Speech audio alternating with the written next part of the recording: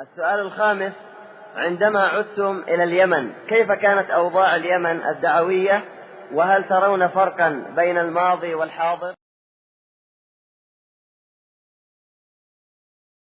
عند أن خرجت وحشة حصلت لي، كنت أبكي نعم من الوحشة التي ومع أن أقربائي أسأل الله يجزيهم خيرا بنوا لي مكتبة وبنوا لي مسجدا، لكن يا إخوان الدولة تظن أنني خرجت ماذا أخرب عليهم دولتهم.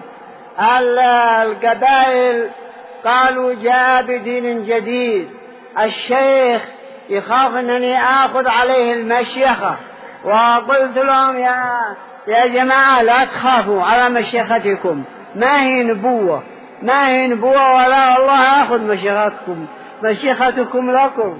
صاحب الحروج والعزائم أيضا من بدل دينه فاقتلوه،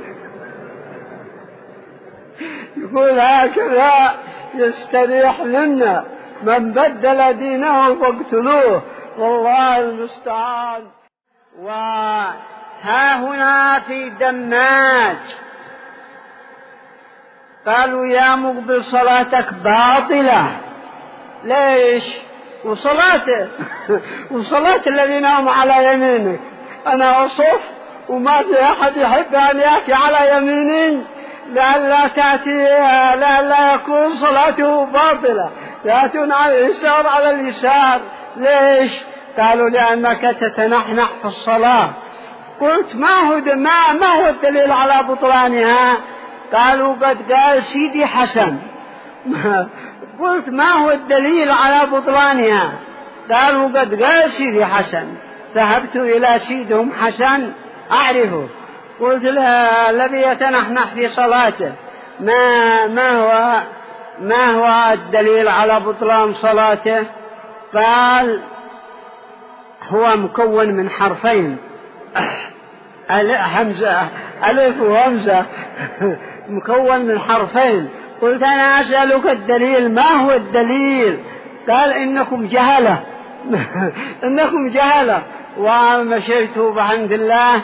ثم بعد ذلك لما ضايقني أهل البلد قلت ما لهم إلا أذهبنا على رأس سيدهم حسن من جامع الهادي وأتكلم بحمد الله.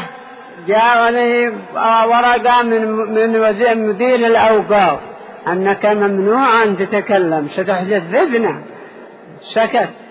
وجاءني ناصح قال ترى الصمل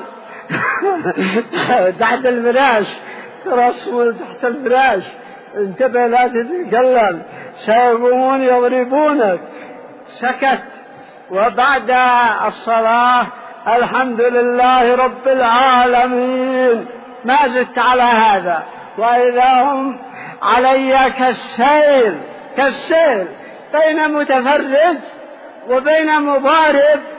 المهم يا إخواننا بحمد الله القبائل ما خلوهم يضربونني، وإلا يمكن يريدون يقتلونني. فماذا؟ وخرجنا لقيني عسكريان قالوا تحب أن تخطب؟ قلت إيه.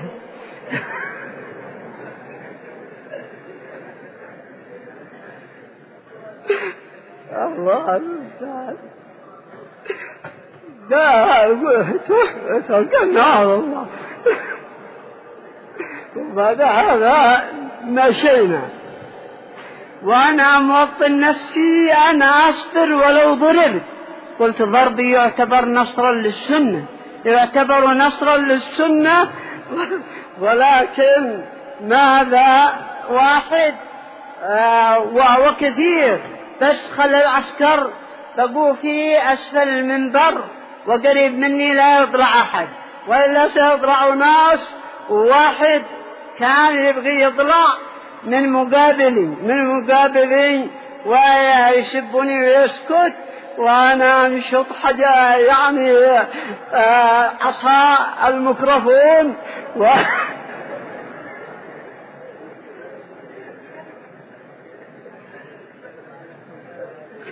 الله المستعان. الله بعد هذا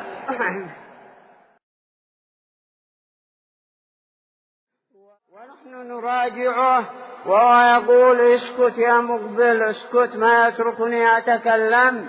وبعد ذلك في ذات ليلة رأيته في الحرم المدني، قلت ليلة طيبة وفرصة طيبة أذهب وأتكلم بما في رأسي كله وهو في الحلقة موجود، وذهبت والحمد لله وتكلمت بما في رأسي كله والحمد لله.